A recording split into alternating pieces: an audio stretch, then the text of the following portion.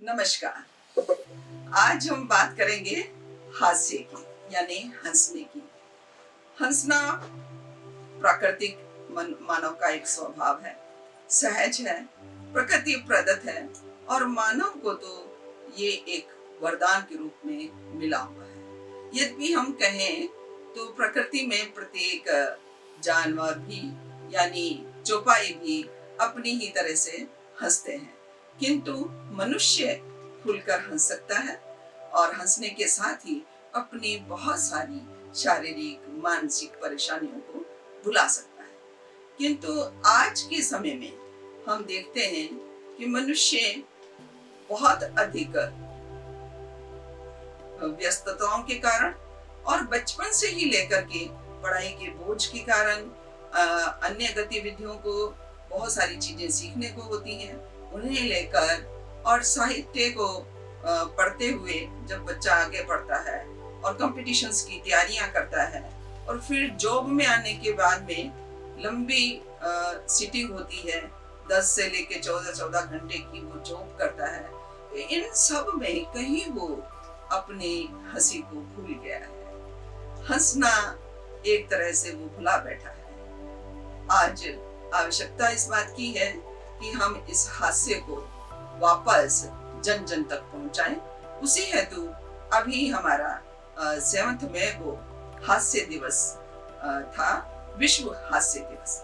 विश्व हास्य दिवस का प्रारंभ कैसे हुआ, आइए जानते हैं। 1995 में 1995 में डॉक्टर मदन कटारिया, जो कि मुंबई के रहने वाले थे और लोखंडवाला में अपनी प्रैक्टिस किया करते थे, और वे भी अपने पेशेंट्स के साथ व्यस्त रहते थे, साथ ही कुछ शोध कार्य भी करते थे। प्रकृति से वो वैज्ञानिकता उनके अंदर थी, वो कुछ ना कुछ कार्य में लगे रहते थे। इन अत्यधिक व्यस्तताओं के चलते वे भी हंसी को भूल गए और इस कारण वो कुछ तनाव ग्रसित रहने लगे।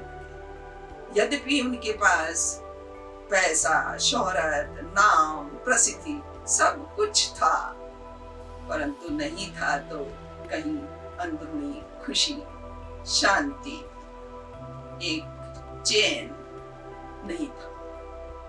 एक रात जब वह सो रहे थे तो सारी रात करवटें बदलते रहे और उन्हें एक गहरी नींद न उपलब्ध हुई। वे सो ना सके और सोचते रहे कि मैं क्या मिस कर रहा हूँ, मुझे और क्या चाहिए, मुझे क्या चीज आनंद दे सकती है।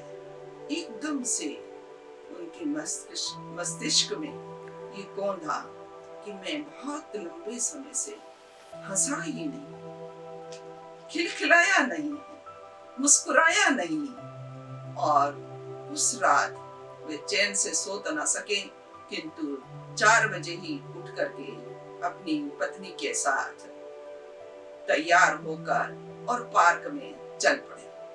पार्क में जाने के बाद उन्हें 4 मित्र और मिले, जिनके साथ बैठ करके उन्होंने खूब गपशप की और कुछ चुटकुले सुनाए। चुटकुले सुनते ही सभी दोस्तों के साथ हंसी फूट पड़ी और सब हंसने लगे। इस हंसी को प्राप्त कर डॉक्टर साहब को बहुत अच्छा लगा और उन्होंने ये अपना एक नित्य क्रम बना लिया। प्रातः रोजाना अपनी पत्नी के साथ पार्क में जाना, 4-5 लोगों के साथ बैठना और चुटकुले सुनाना, सुनना और हंसना, हंसाना। किंतु धीरे धीरे चुटकुले भी समाप्त हो गए। अब क्या किया जाए? उन्होंने सबने कहा, ये हास्य क्लब जो हमने चलाया है, चुटकुलों का क्लब, इसे बंद कर देते हैं। डॉक्टर साहब ने कहा, नहीं, ये तो फिर उन्होंने मन में सोचा, उसी तनाव वाली स्थिति में पहुंच जाऊंगा। तब उन्होंने कहा कि हम हंसेंगे, चुटकुले ना सही, नकली हंसी हंसेंगे, जोर से खिलखिला के हंसेंगे। और उन्होंने ऐसा ही कार्य प्रारंभ किया और जब वो खिलखिला करके जोर से हंसने लगे तो हंसते हंसते एक दूसरे को देखते हुए नेचुरल अंदर से हंसी फूट पड़ी और वो प्राकृतिक हंसी हंसने लगे। इस तरह से हास्य क्लब का शुभारंभ हुआ और ये पहले वही डॉक्टर मदन कटारिया जी के साथ चलता रहा। 1998 में 1998 में प्रथम बार विश्व हास्य दिवस का अवधारणा को अपनाया गया और मई के प्रथम रविवार को हास्य दिवस घोषित किया गया।